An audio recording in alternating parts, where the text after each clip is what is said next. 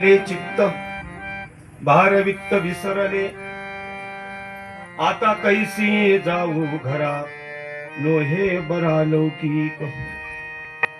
पारकियासी सांगता गोष्टी घरची कुटी खातील, आता कैसी जाऊ घरा, लोहे बरा लौकिक.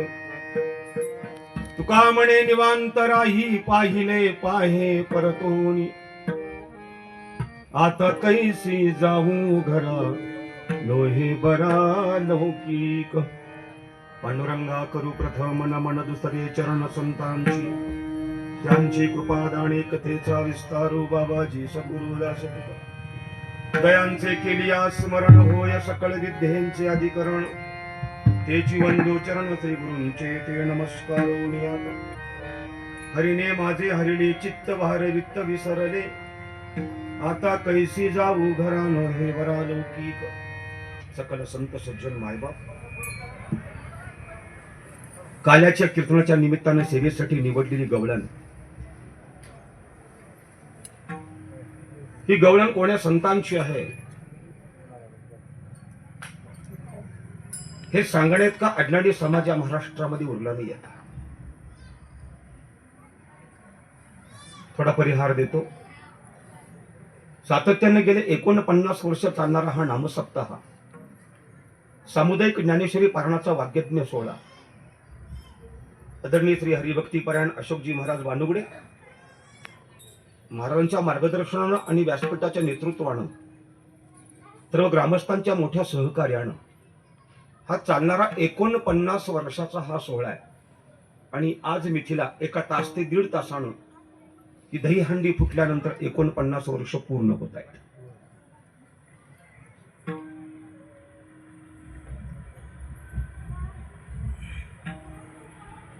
नेरचं आणि माझं खूप जुनं नातं आहे. खूप वर्षापासून नेरमध्ये मी कीर्तन करतो आहे. मधल्या काळात थोडासा नसेल आणि नसावं, कारण थोडासा बदल असावा. नवीन माणसं बोलणारी झालेली आहेत, त्यांचंही ऐकलंच पाहिजे. नवीन माणसं ऐकल्याशिवाय सुद्धा कळत नाही, कारण प्रत्येकाचं सांगण्याचा वेगवेगळी पद्धत असते. म्हणून कोण्याही प्रकारचा माझा अट्टहास नाही की मलाच बोलावलं पाहिजे, असा माझा मुळीच अट्टहास नाही. पण आठवणपूर्वक यावर्षी मला फोन आला की काल्याच्या कीर्तनाकरता तुम्ही यावं. मी ते स्वीकारलं. आता माझं नित्याचं कसं चाललंय, 10 ते 12 काल्याचं कीर्तन, 10 ते 12 वर्षश्राद्ध, 10 ते 12. 10 ते 12च्या पुढं कधीच नाही. पण पत्रिका बघायची सवय नाही. तारीख एकदा घेतली की पोचायचं एवढं खरं. सकाळी 9लाच घर सोडलं आणि वाटेत आल्यावर तुषार महाराजांचा माझा फोन झाला. ती म्हणे 1 ते 3 आहे. तिथनच माघारी घरी गेलो. इथून गेलो माघारी, वर्धनगडच्या पायथ्याच माघारी जाऊन छानसा पडलो, तासभर चांगला झोपलो, 1-1.5 चपाती खाल्ली आणि फोन आला. आता म्हणलं ह्यांचा फोन आल्याशिवाय निघायचं नाही, लगेच निघा. पण मी अगदी वेळेत आलो. तुमच्या मंडळी, नेरकर मंडळी, मग अशी खूप छान आवाज येत होता रे मला. आता काय झालं, काही सेटिंग बदलली का? सेटिंग काय नाही, काय ते बोलताना अशीच वाटते का? ते गाताना बरी वाटते. ठीक आहे सर, तुम्हाला माझा आवाज येतो ना सगळ्यांना? माझं एक वाक्य लक्षात ठेवा बरं. काय होते? कोरडा आवाज येतो, पाणी वर जातात.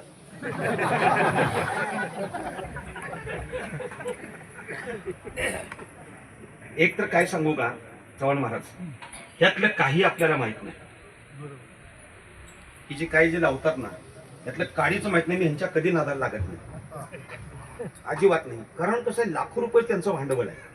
ते सिस्टीम ते वापरतायत. आता ही आमची गाणारी म्हणजे थोडी ज्ञानी आहे, त्यांना थोडं कळतंय. पण आता राजू महाराज आमच्या माझ्या वयाचे आहेत, अशोक महाराज आहेत, त्यांना काय त्यातलं कळतंय हो. आम्ही नुसतं लांब नखून वय त्याला असं तोंड, म्हणजे इको असं तोंड हलवणं की त्याने कळतं यांना इको पाहिजे. पण ती बटन फिरवत नाही, त्या बटना असा हात धरतो, वरनं हात फिरवतो आणि मग आम्हाला विचारतं कसं काय, 1 नंबर. काहीच नाही त्याला नाही म्हणू दे, अख्खं पाकिट देतो त्याला मी. एक विद्वान असते तो हे लोक खूप विद्वान असते. हे बाबा कसा पण आवाज ठेव, फक्त शिट्टी मारू देऊ नकोस. एक वाक्य लक्षात ठेव. हे 49 वर्षातला हा सोहळा आहे मंडळी. खूप मोठं भाग्य आहे तुमचं. तुम्ही या कार्यक्रमाची 3 तप पाहिली, एक रौप्य महोत्सव पाहिला आणि पुढल्या वर्षी येणारं 50 म्हणजे सुवर्ण महोत्सव आहे. भगवान परमात्मा पांडुरंगाला या नारदाच्या गादीवरनं थेट प्रतिज्ञा करतो आणि प्रार्थना करतो, कारण देवाची आणि या गादीची तार जोडलेली आहे. या गादीवरनं खाली उतरलो की आउट ऑफ कव्हरेज क्षेत्र, गादीवर उभा राहिले की 5Gचं स्पीड आहे, कारण डायरेक्ट देवाशी तार जोडलेली आहे. या नारदाच्या गादीवरनं भगवान परमात्मा पांडुरंगाला हाक मारतो, ऐकलं का देवा? अरे जेवढी इथं कीर्तना करता सगळी लोक आलेत ना, या सगळ्या लोकांना या कार्यक्रमाचं 50 वर्ष पाहू दे म्हणजे झालं. कुणाला हलवू नको. तेथे असे देव उभा, देव उभा आहे कीर्तनामध्ये, दिसत नाही. तो अतिशय मंत्रमुग्ध होऊन कीर्तन ऐकत असतो आणि काही म्हणेल तर तथास्तु म्हणतो. तो तथास्तु सुद्धा म्हणला, फक्त गुणानं राहा 1 वर्ष.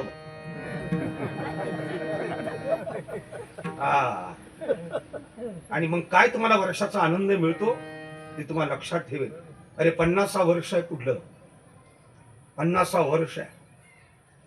मी तर म्हणतो 50 वर्षापर्यंत नेरच्या प्रत्येक घराघरामध्ये ज्ञानेश्वरी ग्रंथ आला पाहिजे.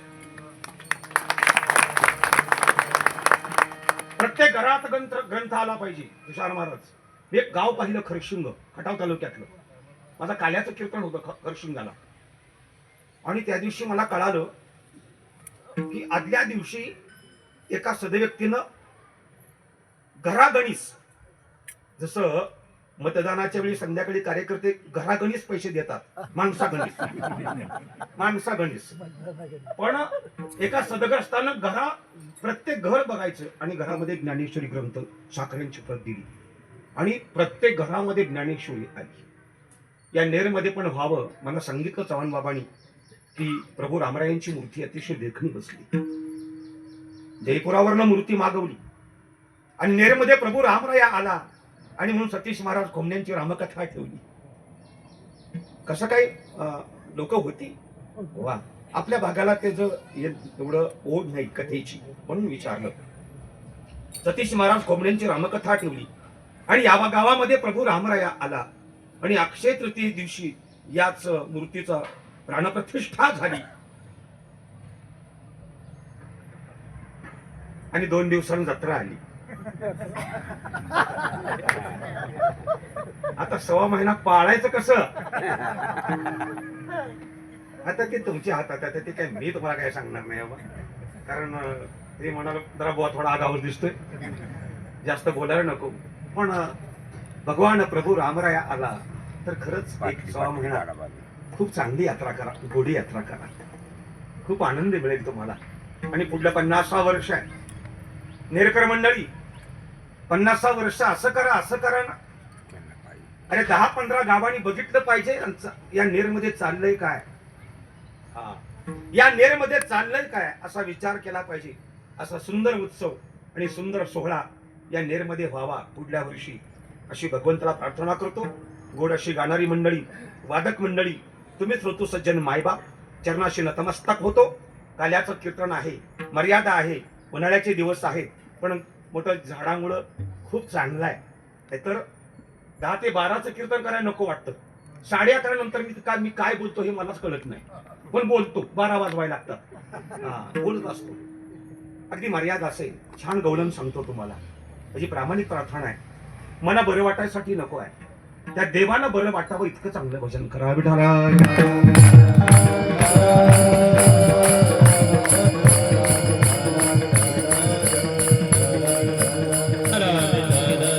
अखिल संत मंडळीमध्ये ज्यांनी जगाच्या पाठीवर जगद्गुरु ही पदवी प्राप्त केली ते देहूचे श्रीमान श्रीमंत जगतवंद्य जगत्कृत कोबरेंच्या गोडशा गाथामध्ये ज्या तुकोबरांनी छातीवर हात मारावा आणि जगताला सांगत राहावं की वेदाचा तो अर्थ आम्हासीच ठावा. ज्या तुकोबरांना वेदाचा अर्थ कळाला गेला, 4ही वेद या गात्यामध्ये भरावे. सर्वसामान्य माझ्या मराठी भाषिकांना वेद कळणार नाही याची जाण त्या काळामध्ये माझ्या संत तुकोबांना झाली. पण मुद्दा मांडीन, वेद विद्वानांना कळतो, वेद पांडित्यांना कळतो, वेद ब्राह्मणांना कळतो, पण सामान्यांना वेद कळावा याची जाण फक्त आणि फक्त झाली ती माझ्या संत तुकोबांना झाली. या महाराष्ट्र भूमीला मोठे महान संत मिळाले, एक ज्ञानोबा ते संत तुकोबा. बहिणींनी म्हणावं ज्ञानदेवी रचना पाया तुका झाला असे कळस. निळवराईंनी म्हणावं जगद्गुरु तुका अवतार नाम याचा संप्रदाय सकळांचा येतून या. आणि संत तुकोबांनी बोलावं अनुरेणू या धुकडा तुका आकाश एवढा. ज्या संत तुकोबांची आकाशा एवढी मोठी व्याप्ती आहे ते संत तुकोबा किती मोठे असणार.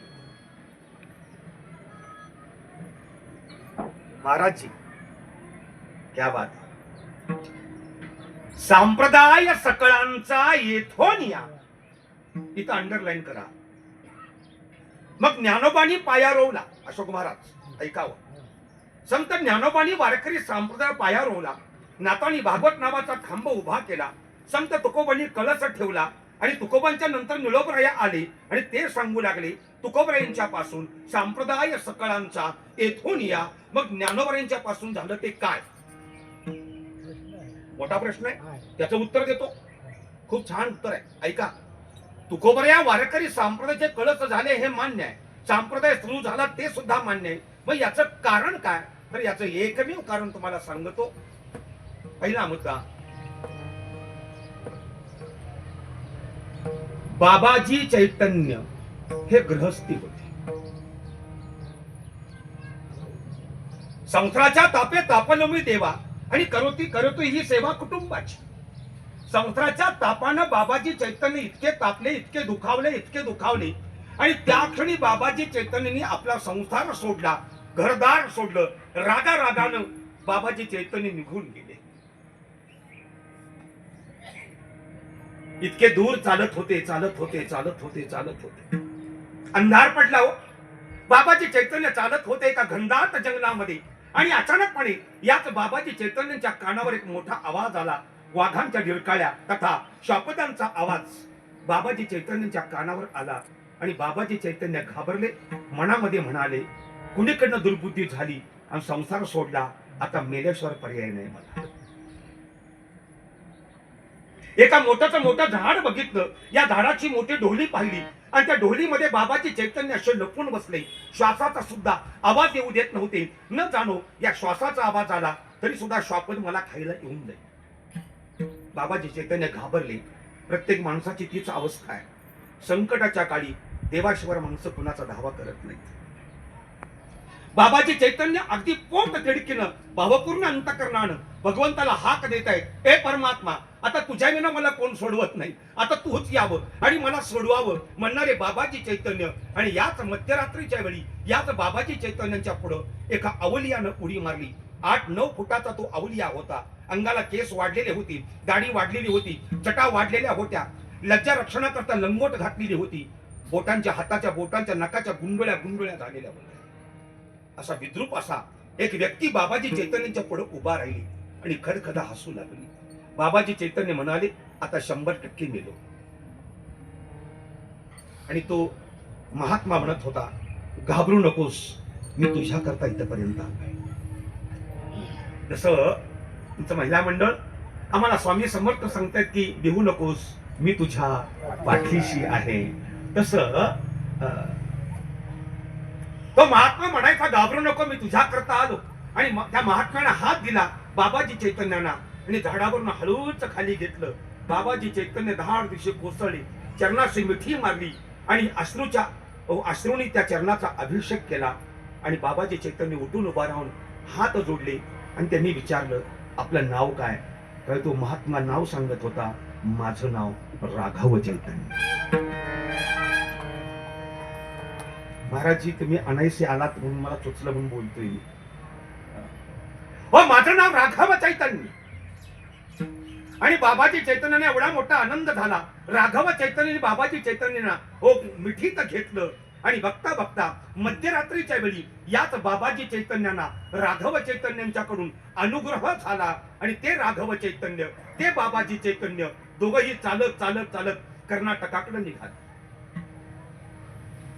आणि चालता बाबाजी चैतन्य राघव चैतन्य कित्येक वर्ष या गावाचं मोठं भाग्य की याच गावामध्ये तथा आपल्या या तलावाच्या टेकडीवर राघव चैतन्यांचं कित्येक वर्षाचं वास्तव्य झालं. नेरगाव साधन आहे, मला माहित नसेल म्हणून सांगतो. मी महाराष्ट्रभर सांगत असतो राघव चैतन्य आणि राघव टेकडी या नेरचं गाव प्रत्येक नाव प्रत्येक कीर्तनामध्ये मी सांगत असतो. प्रत्येक कीर्तनामध्ये. मग काय 6 महिने थांबायला अडचण आहे काय कोणा?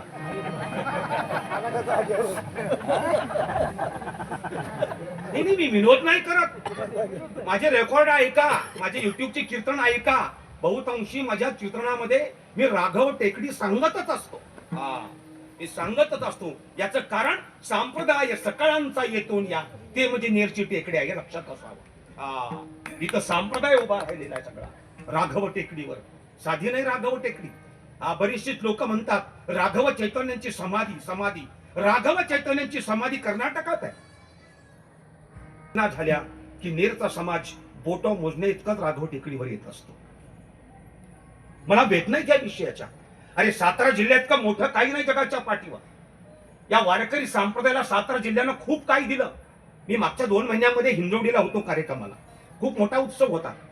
एका 75 वर्षीय सदग्रस्ताचा माझ्यावर खूप प्रेम आहे, चौगुले म्हणून. त्यांची 75वी आणि त्यांचं ग्रंथ तुला केली. आणि ती ग्रंथ तुला करण्याकरता पूजनीय गुरुवर्य मारुतीबुवा कोरेकरांना घेऊन आले. माझं कीर्तन कोरेकर बाबा पुढे कीर्तनाकरता बसले आणि मृदुंगाला तुकारामांना भूमकर होते. रामकृष्ण हरी मी म्हणालो. रामकृष्ण हरी संपेपर्यंत त्यांनी काय वाजवले हे मलाच कळालं नाही. त्याचे निवेदक होते चंद्रकांत महाराज वांजळे पुण्याचे. ते धावत आले आणि त्यांनी माझ्या कानामध्ये सांगितलं. कागद असा बघितला आणि कागदावशी गोटी फिरवून माझ्या कानात सांगायचे, भूमकर अण्णांचा आज वाढदिवस आहे, पहिल्या शुभेच्छा त्यांना द्या, त्यावेळी आपलं जय विठ्ठल चांगलं होईल. कीर्तन माझं झालं, पण त्या कीर्तनामध्ये मी 2 वाक्य खूप महत्वपूर्ण बोललो की या पुणे जिल्ह्याचा मला खूप मोठा अभिमान आहे. या पुणे जिल्ह्याचा मला खूप मोठा अभिमान आहे. याला एकच कारण, या पुणे जिल्ह्यामध्ये ज्ञानोबा, पुणे जिल्ह्यामध्ये तुकोबा आणि पुणे जिल्ह्यामध्ये सोपान काका आहे. साधारण आहे पुणे जिल्हा. ज्ञानोबा आहे, तुकोबा आहेत आणि सोपान काका आहे. टाळ्यांचा गडगडाट झाला. टाळी थांबत नव्हती लोकांच्याकडे. मी शांत झालो आणि पुन्हा बोललो, मला पुणे जिल्ह्याचा खूप मोठा अभिमान आहे. अरे पुणे जिल्ह्यामध्ये ज्ञानोबा, पुणे जिल्ह्यामध्ये तुकोबा, पुणे जिल्ह्यामध्ये सोपान काका, पण मी सातारा जिल्ह्याचा आहे. मला खूप मोठा अभिमान आहे. माझ्या सातारा जिल्ह्याचे हैबत बाबा आरफळकर हे त्यांचं नाव आहे.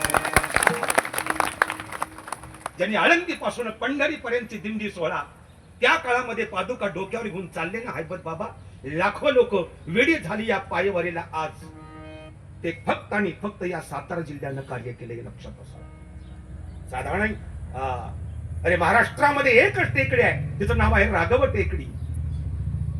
एकच टेकडी आहे, तिचं नाव आहे राघव टेकडी. पुढल्या वर्षी द्वार उघडलं तरी आतमधला दिवा चालतो, याचं नाव राघव चैतन्य. काय माहित आहे? काय माहित आहे सेवागिरी महाराज?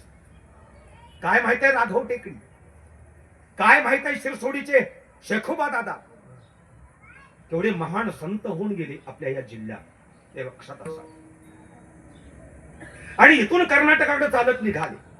कर्नाटकामध्ये राघव चैतन्यांची समाधी झाली आणि बाबाजी चैतन्यांना खूप दुःख झालं. बाबाजी चैतन्य पुन्हा महाराष्ट्रामध्ये आले आणि गेले कुठं? आळे फाट्याच्या नजीक ओतूर नावाचं गाव आहे. त्या ओतूर मध्ये जाऊन बाबाजी चैतन्य विसावली आणि मनात विचार केला, आता आपणही समाधी घ्यावी. मनात विचार आला आणि राघव चैतन्य स्वप्नामध्ये गेले आणि सांगितलं, बाबाजी तुला समाधी घेता येणार नाही बरं. म्हणजे का? देहूचे संत तुकोबाराया यांना तुझ्याकडून अनुग्रह झाल्याशिवाय तुला समाधी घेता येणार नाही, हे स्वप्नामध्ये राघव चैतन्य नेऊन सांगितलं. आणि त्या दिवसापासून बाबाजी चैतन्य संत तुकोबारांच्या शोधार्थ निघाले. पण तुकोबा आणि बाबाजी चैतन्य या दोघांची भेट झाली नाही. नाविलाज झाला बाबाजी चैतन्यांचा. आणि त्या क्षणी बाबाजी चैतन्य पहाटेच्या वेळी संत तुकोबारांच्या स्वप्नामध्ये गेले आणि गुरु परंपरेचे अभंग झाले. मान्य का नाही? हो, गुरु परंपरेचे अभंग झाले. बाबाजी चैतन्य पहाटेच्या वेळी तुकोबाराय म्हणतायत, गंगेच्या स्नानाकरता मी निघालो आणि अंधारामध्ये माझा पाय लागला आणि पाहतो तो काय, अरे कोण आहे? भला साधू व्यागासनावर बसलेला आहे. दाढी जटा वाढलेल्या आहेत, रुद्राक्षा माळा गळ्यामध्ये, कफणी अंगावर घातलेले आहे, पद्मासन घातलेलं आहे, अर्धे डोळे झाकले आणि साधनेच्या अवस्थेमध्ये बसलेला महात्मा तुकोबराय म्हणतात माझा पाय लागला त्याला. तुकोबराय म्हणतात मला खूप मोठं दुःख झालं. त्याचं कारण या लोकांना मी सांगतो भजनी विक्षेपतेची पै मरण, भजनामध्ये कीर्तनामध्ये विक्षेप नसावा या लोकांना मी सांगतो. आणि माझ्याकडनं काय घडलं, एका साधूच्या साधनेमध्ये माझ्याकडनं विक्षेप झाला, अतिशय दुःख झालं.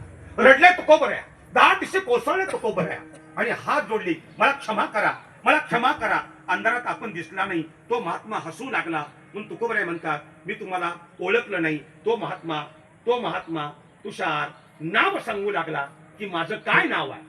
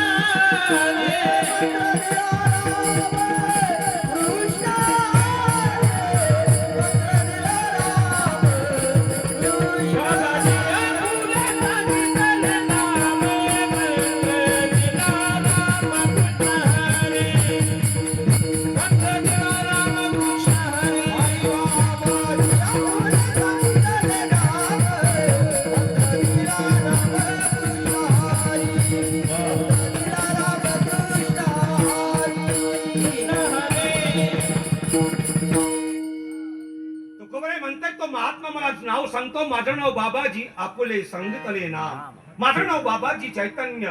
तुकोबराय कोसळले आणि याच बाबाजी चैतन्यानी मला मांडीवर घेतलं. ऐका बरं, थोडं बारीक ऐका. या बाबाजी चैतन्यानी मला मांडीवर घेतलं आणि माझ्या कानामध्ये हळूच बोलले राम कृष्ण हरी हा जप तुम्हाला दिला. याचा अर्थ अशोक महाराज गुरु वेगळे आणि सद्गुरु वेगळे. पावला पावलाला वाटे वाटेला भेटेल तो गुरु आहे. हा रस्ता कुठे गेला हा सांगणारा गुरु आहे. पण सद्गुरु मात्र वेगळा आहे. पुढं गुरु मंत्र देतो तो उघडा आणि सद्गुरु मंत्र देतो तो गुपित गुह्य मंत्र देतो. मांडीवर घेतलं, मला माझ्या कानामध्ये मंत्र दिला, या मंत्राचा जप करा. मी या मंत्राचा जप करू लागलो. मला खूप मोठा आनंद झाला. पण पुन्हा तुकोबराय म्हणतायत की आम्ही वैकुंठवासी आलो याचं कारण असं जगत उद्धाराचं काम घेऊन या मृत्यू लोकांमध्ये मी आलो. आणि माझ्याकडनं घडलं काय, मी माझ्या पुरता विचार करू लागलो. याचा अर्थ मी स्वार्थी जीवन जगू लागलो. आणि म्हणून उघडा मंत्र जाणा रामकृष्ण हरी म्हणा. तुकोबरायांनी आपल्या सद्गुरूंचे शब्द बाजूला केले आणि हाच मंत्र माझ्या संत तुकोबांनी उघडा केला आणि महाराष्ट्रातल्या तमाम वारकऱ्यांना मिळाला. आणि म्हणून निळोबाराय म्हणतायत संप्रदाय सकलांचा आणखी एक शंका सांगू. मग हा मंत्र पूर्वी नव्हता का? होता. हरिपाठामध्ये या रामकृष्ण हरी विठ्ठल केशव होता का नाही? होता. पण तुकोबरायांना सद्गुरूंच्याकडनं मिळाला आणि म्हणून संप्रदाय मोठा झाला. याचा अर्थ एक लक्षात ठेवा, जीवनामध्ये गुरु नाही पण जीवनामध्ये सद्गुरू असणं खूप गरजेचं आहे. एका सद्गुरूंच्या शब्दावर संप्रदायाचा कळत चढत असेल तर तुमचं आमचं जीवन किती गहन आहे ते लक्षात असावं. जीवनामध्ये सद्गुरू असावा. याचा अर्थ या वारकरी संप्रदायाला एक आई मिळाली आणि एक बाप मिळाला. ज्ञानोबांची ओवी सांगतोय, म्हणून साधका तू माऊली विके सारस्वत तुझी या पाऊली, या कारणे मी सावली न संधी तुझी. अशी सुंदर माऊली, अशी सुंदर माय. एक लक्षात ठेवा, आई वेगळी, माय वेगळी आणि माऊली. जन्म देते तिला आई म्हणावं, संस्कार करते तिला माता म्हणावं आणि उद्धार करते तिला माऊली म्हणावं. जिनं वारकरी संप्रदायाचा उद्धार केला ती माऊली, म्हणून तिला ज्ञानाई म्हणावं, तिला ज्ञानाबाई म्हणावं, तिला ज्ञानदेवी म्हणावं, तिला माऊली म्हणावं. ज्ञानोबराय पुरुष आहेत ना, ज्ञानोबराय पुरुष, पण हात मारताना ज्ञानाई, ज्ञानाबाई, ज्ञानदेवी अथवा माऊली तिला म्हणतो. स्त्रीलिंगी बोलतो. याचं कारण ही वारकरी संप्रदायाची आई आहे. आई वेगळी आणि पुढं पुढं मुद्दा बोलतो. हो, आई ज्ञानोबा आणि बाप तुकोबा झाली. आई प्रेम करते, आई कुशीत घेते, आई खाऊ देते, आई थोपटून झोपवते, पण बाप शिव्या देतो, बाप थोबाडा देतो. आणि हे कार्य माझ्या संत तुकोबरेंनी केलं. लाईट आली का? जनरेटर आहे का? आहे, त्याला पॉवर चांगली आहे. आता ते बंदच करू नको जनरेटर. एक 500 रुपये देऊन टाका डिझेलला पाकिटातलं माहिती. वेदशास्त्र देती बाजी, वेदशास्त्र देती बाजी,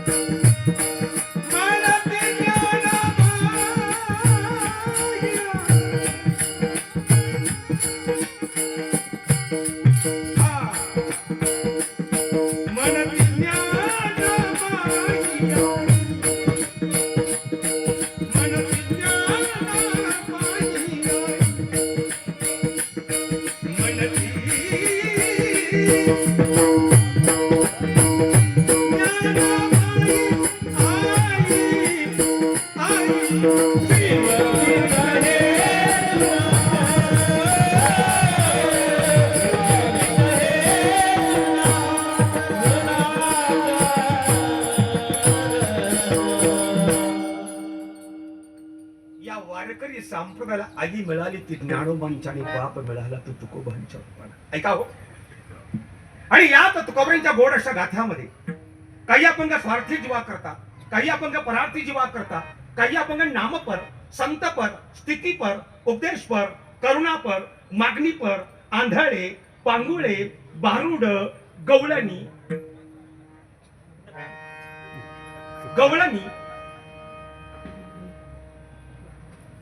एक गंमत सांगू तुम्हाला. गवळण, गवळण मी ठेव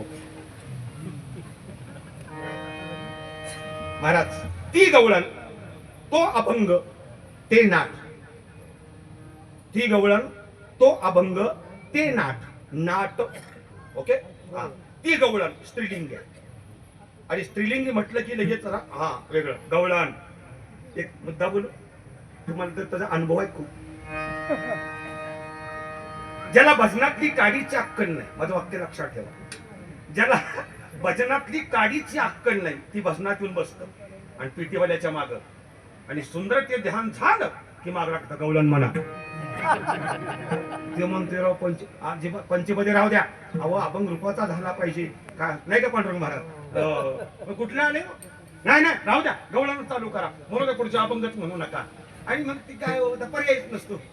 आणि मग त्यांनी मग कानावर हात लावायचा आणि मोठाच्या मोठा सूर लावायचा आणि उगीच आवाज मोठ्यानं काढायचा, निघाल्या बाई. मथुरेच्या गवळणी तुझ्या बापानं गवळणी ठेवल्या तरी मथुरेमध्ये. गवळण गोकुळात संपला विषय. कोणाला लक्षात ठेवायचं, गवळण गोकुळातच, मथुरेमध्ये गवळणच नाही. रुतला पायी काटण या आडवाटान, टप दिशी मारलान खडान, असले गवळण. आता ते काय काय महिला मंडळ भजन करतात ना, मी बऱ्याच ठिकाणी बघितलं. ते बाया येड्या झाल्या का? ती भजनामध्ये म्हणते ती पिचली माझी बांगडी. या बापाने म्हणले का त्या भजनामध्ये पिचली माझी बांगडी? भजनामध्ये म्हणतायत बाय.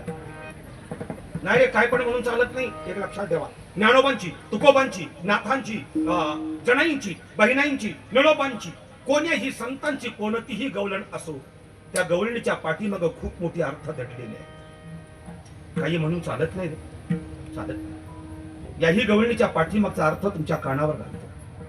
थोडं लक्ष द्या. मी काला करणार नाही, मी थोडी गवळणच सांगेन. अगदी वेळेत थांबेन मी, काळजी करू नका. मला संध्याकाळी 7चं कीर्तन आहे, लांब जायचे मला, आणि आज ड्रायव्हर नाही माझा आला. हे तुमच्या घोटाळ्यामुळं 1 ते 3च्या.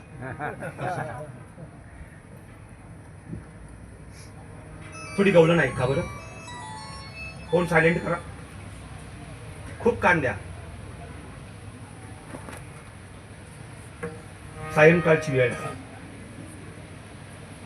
दिवस मावळतीला गेलेला आहे. तुकोबऱ्या भजनाकरता तुकोबऱ्याला कधी मार्ग नव्हता हो. कधी भंडाऱ्यावर, कधी भामचंद्रावर, कधी आळंदीला, कधी पुण्याला, कधी झाडांच्या, कधी पहाडांच्या, कधी वेलींच्या, कधी वृक्षांच्या, कधी पशूंच्या, कधी पक्ष्यांच्या संगतीत तुकोबराई करायची. जिथे जातो तेथे तू माझा संग. काय छान आहे. जेथे जातो तेथे तू माझा, काहीच फरक नाही. वृक्षवल्ली आम्हा सोयरी वनचरी, वृक्षवल्ली आम्हा सोयरी वनचरी. तुषार दादा, अरे अभंग तुकोबराईचे असतील, सर्वसामान्य लोकांचे हे अभंग पाठ झाले. या महाराष्ट्रावर खूप मोठे उपकार झाले. तिचे कोणाचे? वैकुंठवासी लता मंगेशकर दिदींचे.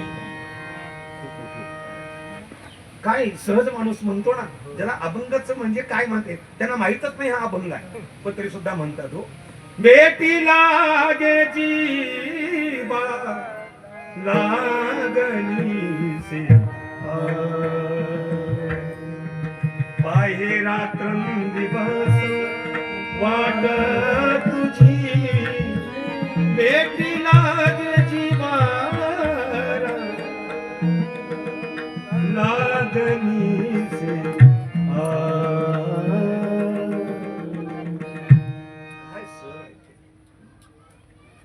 तुकोबरांना भजनाकरता कधी मार्ग नाही हो, कधी प्रहर नाही, कधी वेळ नाही, कुठला ऋतू नाही. उन्हाळा असावा, पावसाळा असावा, हिवाळा असावा, कोण्याही ऋतूमध्ये भजनाकरता कधी मार्ग नव्हता.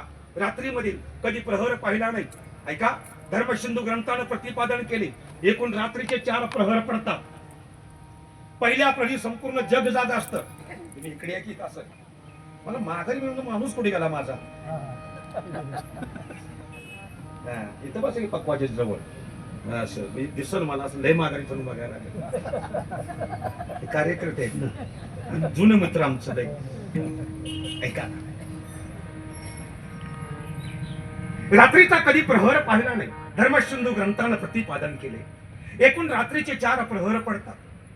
पहिल्या प्रहरी संपूर्ण जग जागा असतं, दुसऱ्या प्रहरी फक्त भोगी जागे असतात, तिसऱ्या प्रहरी तस्कर म्हणजे चोर जागे असतात, आणि चौथ्या प्रहरी फक्त योग्याला जागे असते. ज्यावेळी 4था प्रहर होतो यावेळी अरुणोदय होतो. अरुणोदय योग्याला कळतो आणि सूर्योदय संपूर्ण जगाला कळतो. योगी कुणाला म्हणावं? योगी कुणाला म्हणावं? जो दिवसातून 1 वेळा अन्न खातो, जेवण करतो, याला योगी म्हणावं. जो 2 वेळा खातो याला भोगी म्हणावं. जो 3 वेळा खातो याला रोगी म्हणावं. आपण कोणत्या लाईन मध्ये चेक करावं. आधी मध्ये वडापाव, भजी वगैरे सगळं चालतं. महाराजांना कधी मार्ग नाही भजना करणार. महाराज चालत राहायचे.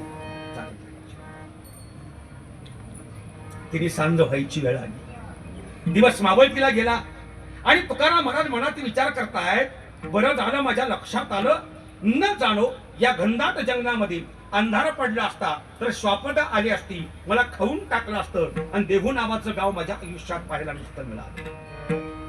तुकोबराई लगबगीने उठले, गळ्यातला विणा कमरेला बांधला, हाताच्या चिपळ्या खिशामध्ये टाकल्या, आणि तुकोबराई आपल्या पावलांना वेग देत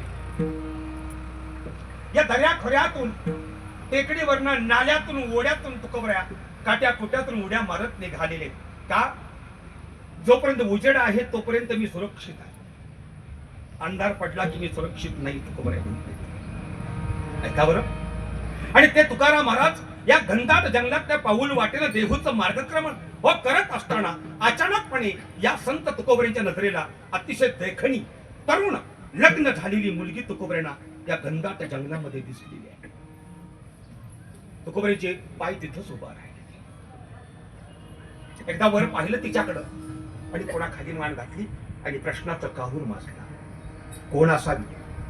मला फसवाया दिसे, रस्ता चुकली असे, वेडी असे, आत्महत्या करायला निघाली असे तरी कोण? काय करू? तिला विचारून पुढे निघून जाऊ का न विचारता रस्ता बदलून निघून जाऊ? पुन्हा मनामध्ये म्हणतात, तुकाराम महाराज संत आहे. मराठीच्या बोली भाषेतून जगाला तत्वज्ञानाची जाण देणं माझ्या तुकोबांचं आद्य कर्तव्य.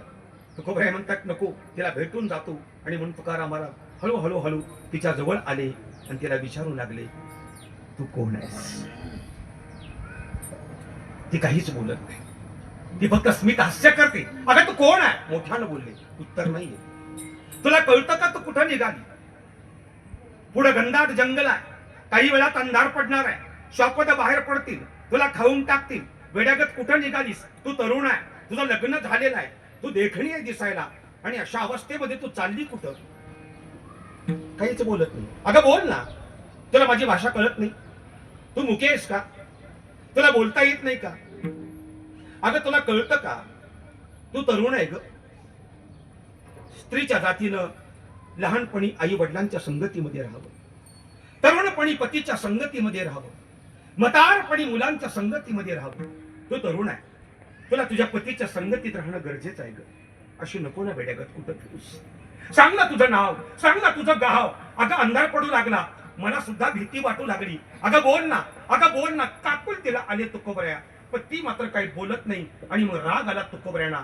महाराज सांगू लागले, हे बघ, तू जर नाही ना माझ्याशी बोलली तर मी निघून जाईन. तू जर माझ्याशी नाही बोलली ना, मी निघून जाईन. तू अशीच जा, तुला शॉपद खाऊन टाकतील.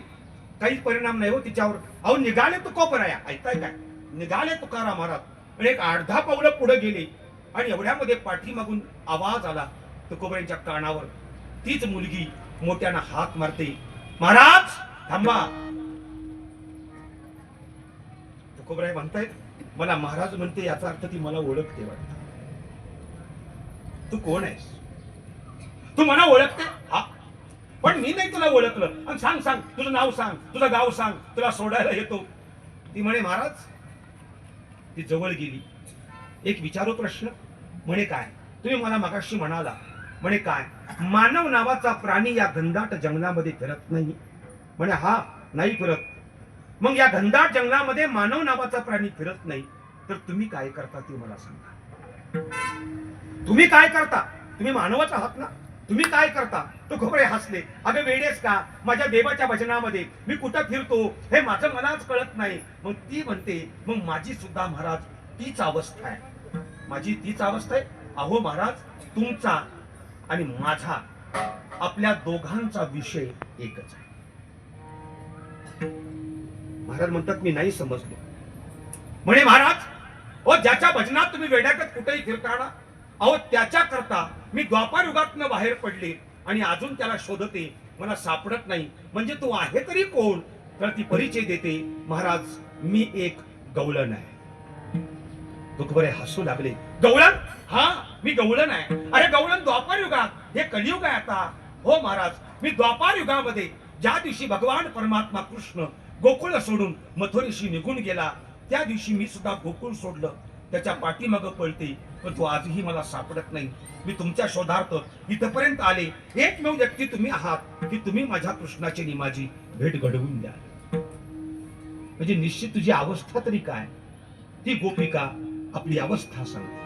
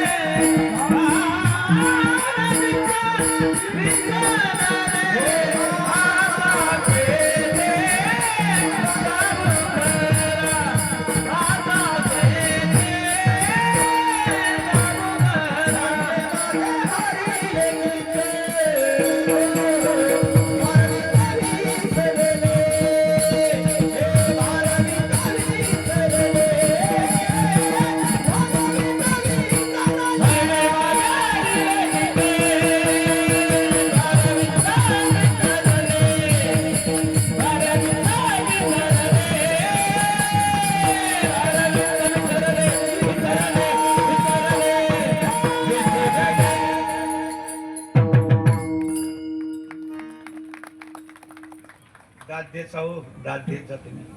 जेवणार आहे ना? नाही होय. मी घरनं काही उपाशी येतोय काय अडगतलं का आपण ती जीवन आलेली येते असे. हरिणे माझे हरिणे चित्त. ऐका मी आता गौलांग सांगतो. पिठिका मांडली मी तुमच्या पुढं. हरिणे माझे हरिणे चित्त भार वित्त विसरले. तुकोबराय म्हणताय ते गवळण बोलू लागली तुकोबरांशी. महाराज मी एक गवळण आहे. त्या हरीनं माझं चित्त वेधलं आणि काय घडलं, त्या हरीच्या पायी मी माझं आयुष्य विसरले. हो शब्द मला लक्षात ठेवा. मी माझं आयुष्य विसरले. आयुष्य, माझा मुलगा, माझी मुलं, माझी सासू सासरा, माझा नवरा, या सगळ्यांचा विसर पडला. अवघियांचा विसर झाला आणि हाची राहिला उद्योग. मला सगळ्यांचा विसर पडला. एका कृष्णाला शोधार्थ मी बाहेर पडले. अनायसे तुमची आता माझी भेट झाली. आता तुम्ही सांगावं महाराज, माझा कृष्ण मला कुठं भेटेल. म्हणजे निश्चित तुझी अवस्था तरी काय. ज्ञानोबा यांची ओवी सांगू. बहु एकांतावरी प्रीती, दया जनपदाची खंती, जाण मनुष्याकारे मूर्ती ज्ञानची. अभंग जाळुनी संसार बैसलो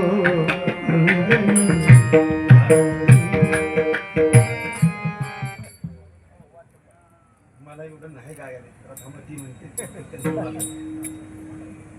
संसार झालेला महाराज. राख रांगोळी केली या संसाराची महाराज. एक सांगू वाक्य. जोपर्यंत एखाद्या वस्तूची राख पाहत नाही तोपर्यंत त्याचा विसर पडत नाही. जोपर्यंत एखाद्या वस्तूची राख पाहत नाही तोपर्यंत त्याचा विसर पडत नाही. आणि म्हणून अहिल्यानगर जिल्ह्यामध्ये श्रीरामपूर नावाचा तालुका आहे. आणि या श्रीरामपूर तालुक्यामध्ये एक बेट आहे. त्या बेटाला म्हणतात सरला बेट. जिथं आता रामगिरीजी महाराज त्या अधिष्ठानावर आहेत. पूर्वी गंगागिरीजी महाराज होते, नंतर नारायणगिरीजी महाराज आले, आता रामगिरीजी महाराज आहेत. अशोक बाबा मी जाऊन आलो तिथे कीर्तन करून बरं का. कुंडलिक महाराज वेळोकरांची खूप मोठी कृपा झाली माझ्यावर. महाराष्ट्रामध्ये अशी कोणतं क्षेत्र नाही की तिथं कीर्तन नाही झालं. मधल्या काळामध्ये मी तहाराबादला गेलो होतो. संत कवी महिपती महाराजांच्या भूमीमध्ये. महिपती महाराजांच्या छोट्या माऊलीने उत्सव घेतला होता. त्यात कीर्तन होतं माझं. महिपती महाराज आषाढाची वारी करून वारकरी माघारी गेला, पण महिपती महाराजांना वारीला येता नाही आलं. आणि महिपती महाराजांनी देवाचा धावा केला आणि एका देवाचा धावा झाला म्हणून महिपती महाराजांच्या भेटीला पंढरीचा पांडुरंग 7 दिवस तहाराबादला येऊन राहिला. म्हणून पांडुरंग महाराज खोटं बोलत नाही. मी कीर्तन केलं तेव्हा बघितलं मोठीच्या मोठी अशी गोल राऊंड मध्ये समाधी आहे बरं का तुषार महाराज. त्या 7 दिवसामध्ये त्या समाधीला जर असा कान लावला तर आतून विण्याचा स्वर येत असतो. आणि ज्या दिवशी देव जातो ना माघारी त्या दिवसाचा बुक्का अंतरलेला असतो. बुक्का आणि भजन चाललेलं असतं आणि त्यातून तो देव निघून जातो. आजही त्याची पावलं उमटतात त्या बुक्क्यावर. काय सुंदर आहे. मला सांगण्याचा इत्यार्थ इथपर्यंत होता की रामगिरी गंगागिरीजी महाराज हा मुद्दा सांगत होतो सरला बेटावरला. गंगागिरीजी महाराज ऐका हो, पंढरीच्या वारीला निघाले ना. गंगागिरीजी महाराज पंढरीच्या वारीला निघाले तर स्वतःची पर्णकुट्टी पेटवून द्यायची, तिची राख बघायची आणि मग वारीला यायची. वारी करायची, आनंदाचं भजन पूजन देवदर्शन करायचे, निवांत राहायचे पंढरीशी. माघारी पुन्हा बेटावर यायचे, लाकडं गोळा करायची, पुन्हा पर्णकुट्टी बांधायची, मग त्यात राहायचं. मग पहिली का पेटवायची, पहिली का पेटवायची ती म्हणायची अहो मी देवदर्शन करताना देवाचं भजन करताना ती पर्णकुटी जर माझ्या डोळ्या पुढे आली तर माझ्या परमार्थाला बाधा निर्माण करेल. आणि म्हणून माझा संसार जाळला असतो. राख रांगोळी केली याचं नाव परमार्थ आहे, ते लक्षात ठेवा. याचं नाव सुस्तर कर्म आहे. आपण दुस्तर कर्मामध्ये आपण फक्त एकच किती वाजता कीर्तन संपते याची वाट बघतो, त्याचं नाव दुस्तर कर्म आहे. मग ते गोवा असू देत, टाळकरी असू देत, श्रोता असू देत, कोणी असू. तुम्ही आपण दोघच नाही आहात, ही सगळीच आहे ती. मग सांग ना तुझी काय अवस्था आहे. त्या हरीनं माझं चित्त वेदलं. ऐका हो, एक कथा सांगतो, तर थोडस कान द्या माझ्याजवळ. तुम्ही कंटाळा दिसतोय चेहरा तुमचा, किंवा थोडं इकडे तिकडे बघायला लागलेला आहात. मी जास्त नाही तुमचा वेळ घेणार. एक छोटीशी कथा सांगतो, थोडं कान द्या माझ्याकडे. माझ्या वाचनात आलेली कथा आहे. भगवान परमात्मा कृष्णाचं डोकं दुखत होतं. काय वाक्य गोड वाटलं हो? देवाचं डोकं दुखत होतं. मी वाचल्यावर एकटाच हसलो. मला वाटलं आमचीच बॉम्ब आहे वाटते. अर्ध शिशून वगैरे असल्या बाजू आमचं डोकं म्हणजे मोबाईल बघून दुखतंय. देवाचं डोकं दुखत होतं आणि उद्धवाच्या मांडीवर देवाने डोकं ठेवलं होतं आणि उद्धव त्या डोक्याचं मॉलिश करत होते, डोकं चेपत होते. अनेक प्रकारचे आयुर्वेदाचार्य बोलावले, अनेक प्रकारच्या मात्रा देवाला दिल्या, पण देवाचं डोकं काही राहत नाही. आणि याचं असह्य दुःख उद्धवांना झालं आणि डोळ्यात घळघळ अश्रू आले आणि त्यातले 2 थेंब देवाच्या गालावर पडले आणि देवाच्या त्या गालाला जी खळी आहे त्या खळीमध्ये ते थेंब थांबले. देवाला गार लागलं म्हणून डोळे उघडले, वर पाहिलं, उद्धवजी रडत होते. देव हसले आणि म्हणू लागले, उद्धवा रडता तुम्ही? हा देवा म्हणे का? काही नाही देवा, एवढे प्रयास करून जर तुमचं डोकं दुखायचं राहत नसेल तर मी काय करू सांगा ना. हो देवा म्हणे काय, तुम्ही एखादा उपाय सुचवा ना, तो करायला मी तयार आहे, पण तुमचं डोकं राहिलं पाहिजे इतकं मला कळतं देवा. देव हसले आणि म्हणू लागले, उद्धवा ऐका. म्हणे काय? मी सांगतो ते औषध मला करा. देवा का नाही करणार? निश्चित करणार. बघा फसाल करणार देवा, सांगून तरी बघा. मग उद्धवा एक काम करा. म्हणे काय? जाता का गोकुळाला? जाता का गोकुळाला? काय ओढ आहे देवाला बघा. जाता का गोकुळाला? म्हणे गोकुळाला? हा. म्हणे का? अहो गोकुळाला जा आणि गोकुळातल्या ज्या गोपिका आहेत ना, गोपिका, या गोपिकांच्या पायाची धूळ काढा आणि माझ्या मस्तकी लेप म्हणून लावा. माझं डोकं राहतं का नाही तेवढं बघा. याचं नाव प्रेम आहे. गोपिकांच्या राजाचे कण देवाच्या डोक्याला लागल्याशिवाय देवाचं डोकं शांत होत नाही. आणि उगीच नाही, माहित आहे तुम्हाला, सांगतो मी, माहित नसेल तर. आपणास वरवर माहित आहे की श्रीमंत संत तुकोबरांच्या पत्नीला भामचंद्राच्या डोंगरावर जाताना पायामध्ये मोठाच्या मोठा काटा लागला. या कथा आम्हाला माहित आहे. आणि देवाने रूप घेतलं गुराख्याचं. माझा देव धावत आला आणि आई मी काटा काढू का? त्या म्हणतात तुला जमतोय रे काटा काढायला. देव मनामध्ये म्हणतो असले काटे मी कित्येक काढले. आणि म्हणून देव खाली बसले आणि आईसाहेबांचा पाय आपल्या गुडघ्यावर घेतला आणि अशा पायाला खालना हात दिला आणि त्याच देवाच्या अशी हातावर होती. काय क्रिया छान असेल देवाची. आणि देव त्या काट्याकडे बघायचा. अरे मिया बोलविल्या बे तू बोले, मिया चालविल्या सूर्य चाले. साधाय का तो? नुसतं बघितलं काटा उडून गेला असता. पण नाही हो, देव त्या काट्याकडे बघत होता. तोंडामध्ये बोट घालायचा, बोटाला थुंका लावायचा आणि त्या पायाला असा असा चोळायचा. काटापूर्वी असंच काढायचं ना आपण, का पाणी होत असा थुंका लावायचा देव आणि असा असा चोळायचा. हात मातीनं भरायचे देवाचे, चिखल व्हायचा आणि तोच देवा पुन्हा बोट तोंडात घालायचा, पूर्ण चाटून घ्यायचा आणि पुन्हा थुंका लावायचा. याचं कारण, अरे श्रीमंत संत तुकोबरेची ती पत्नी आहे, ती पतिव्रता आहे. तिच्या राजाचे कण माझ्या पोटामध्ये.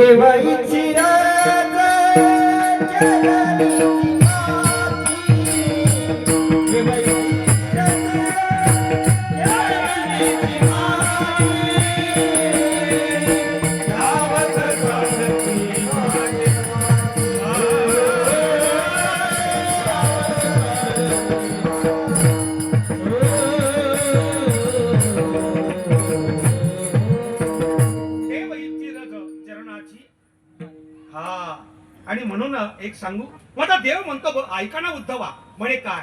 जा ना तुम्ही गोकुळाला आणि गोपिकांच्या पायाची धूळ काढून आणा आणि माझ्या मस्तकी लावा. देवाने सांगावं आणि उद्धवाने ऐकावं. धावले उद्धव.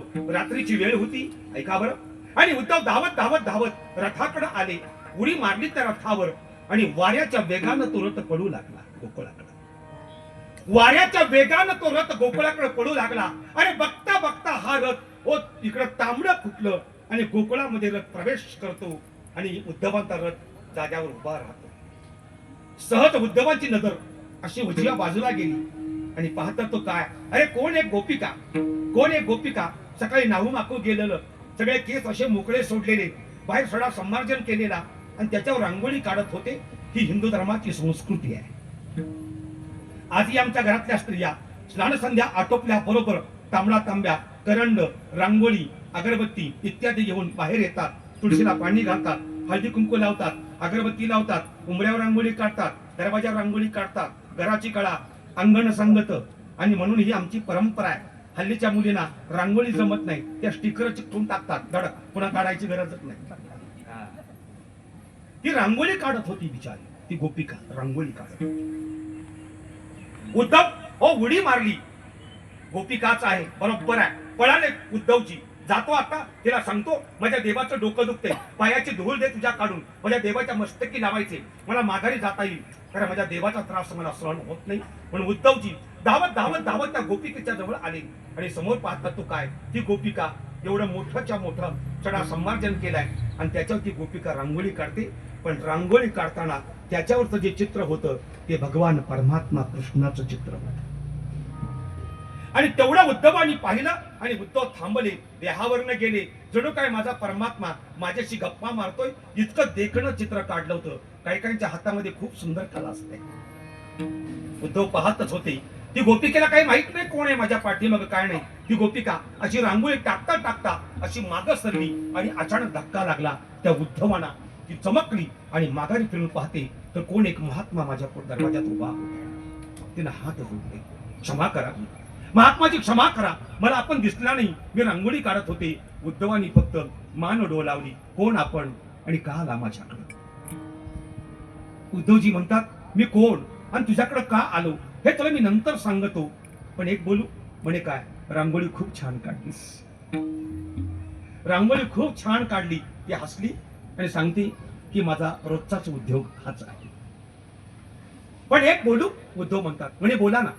रांगोळी खूप चांगली काढली ग, देवाचा मुकुट, देवाचा मोरपंख, देवाची बासरी, देवाची बोट, देवाचा अंगरका, देवाचं नाक, देवाचे पितांबर, देवाचे पाय, खूप छान काढले ग, खूप सुंदर काढली. पण एक रांगोळी छोटीशी चूक आहे, तेवढी चूक सांगू का. ती म्हणते माझ्यापेक्षा देवाला खूप जवळनं पाहिलं का तुम्ही, रोज पाहतो, रोज पाहतो, मग सांगा ना माझ्या रांगोळीमध्ये काय चूक आहे. अगं देवाला तू पाय काढलीत, पण देवाच्या पायाला तू पावलं नाहीत काढली, तेवढी पावलं काढ, मग देव कसा दिसतो तेवढा बघ. डोळ्यातून अश्रू आले तिची. महात्माजी मला नाव माहित नाही तुमचं, पण एक बोलू. म्हणे काय, आजवर हजारो रांगोळ्या काढल्या, पण एका रांगोळीला सुद्धा देवाच्या पायाला मी पावलं नाहीत काढली. उद्धवानी प्रश्न केला का. अहो ज्या दिवशी या गोकुळातून तो निघून गेला, आम्ही अडवत होतो त्याला, ऐकत नव्हता तो. आम्ही नको नको इतकं घाण शिव्या दिल्या त्या अक्रूराला, ऐकलं नाही त्यानं. त्याला अडवत होतो, ऐकलं नाही त्यानं, आपलंच नाणं खोटं निघालं. आणि काय करू, काय करू. आम्हाला हात वर करत स्वतःच्या पावलानं चालत चालत चालत चालत चालत त्या रथावर गेला आणि स्वतःच्या पावलानं रथावर चढला आणि हात वर करून गोकुळ सोडून गोकुळाचा आनंद घेऊन निघून गेला. या गोकुळाचं स्मशान त्यानं केलं. त्या दिवसापासून एक विचार केला, देवा तुझी आठवण होईल त्या त्यावेळी तुझ्या रांगोळ्या काढत जाईल. आजवर त्याच्या रांगोळ्या काढल्या, अनेक रांगोळ्या काढल्या, पण देवाच्या पायाला पावलं नाहीत काढली. पुन्हा उद्धवानी प्रश्न केला, पायाला पावलं का नाहीत काढली. तर ती सांगू लागली, न जाणो महात्माजी, मी रांगोळीतल्या माझ्या कृष्णाला मी जर पावलं काढली आणि न जाणो तो रांगोळीतनं सुद्धा निघून गेला तर मी कुणाकडे बघा. त्या रांगोळीतनं तो निघून गेला तर मी कुणाकडे बघावं. याचं नाव आहे हरिणे माझे हरिणे. याचं नाव आहे हरिणे माझे हरिणे चित्त. भार वित्त विसरले. हा महाराज, त्या हरिनं माझं चित्त भेदलं हो. सांगा ना माझा कृष्ण मला कुठं भेटेल. तुकोबारे सहज बोलले, मी सांगतो की तू ऐकची, कारण ऐकणार महाराज. तुमच्या शोधार्थ मी इथपर्यंत आले, तुम्ही सांगावं या मार्गाने जा, तुझा कृष्ण भेटेल, बघा जाते का नाही. महाराज सांगतात माझा उलटा विचार आहे. म्हणे काय, मला असं वाटतं तू तुझ्या घरी जावं, मला असं वाटतं तू तुझ्या माघारी घरी जावं. ती म्हणते महाराज वेग लागलं का, आता कशी जाऊ घरा, आता कशी जाऊ घरा,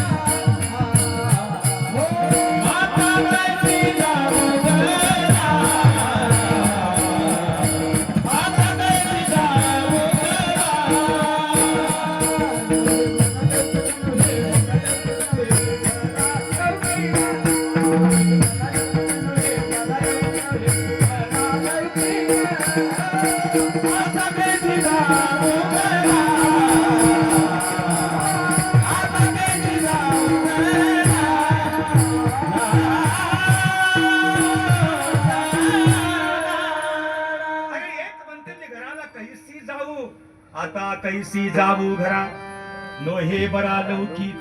मी घराला कैसी जाऊ सांगा ना महाराज. एक म्हणते घरी कशी जाऊ आणि एक म्हणते वृंदावनाला कैसी. कैसी जाऊ मी वृंदावनाला मुरली वाजवी तो पुढं कैसी जाऊ मी वृंदावना मुरली वाजवी तो काना जाऊ मी वृंदावना. एक म्हणते वृंदावनाला कैसे जाऊ, एक म्हणते घराला कैसे जाऊ. नो हे बरा लौकिक. हा लौकिक बरा दिसतो महाराज. अहो प्रभू रामरायाच्या सीतामाईला या समाजानं सोडलं नाही. मी की झाड की पत्ते आहे महाराज. प्रभू रामाच्या सीतामाईला सोडलं नाही या समाजानं. नाविलाज असतो या प्रभू रामाला सीतामाईला सोडून द्यावी लागली. नको नको ते घाणेरडे आरोप केले सीतामाईवर. आणि महाराज तुमच्या सांगण्यावरून जर मी घराला गेले, स्त्री जातीची आहे मी, काचेचं भांड आहे हो महाराज. न विचारता निघून आली त्या देवासाठी. तुमच्या शब्दानं जर माघारी गेले तर हीच घरची माणसं मला वागवून घेणार नाही. पारकीयासी सांगता गोष्टी घरची कुटी हाती. मला वागवून घेणार नाही. माझी कुटाळकी करतील, माझी मारहाणी करतील, समाजामध्ये मला फिरू देणार नाही. सांगा ना महाराज मला देव कसा भेटेल. ती पारमार्थिक अवस्था पाहिली. आणि तुकोबराय म्हणतात तू एक काम कर. तू का म्हणे निवांत राही पाहिले पाहिले. तू निवांत राहा. माघारी परतून तू पाहू नकोस. तू अशीच चालत राहा, अशीच चालत राहा. एक ना एक दिवस असाच येईल आणि तुझा परमात्मा कृष्ण तुला भेटल्याशिवाय राहणार नाही. रघुमागे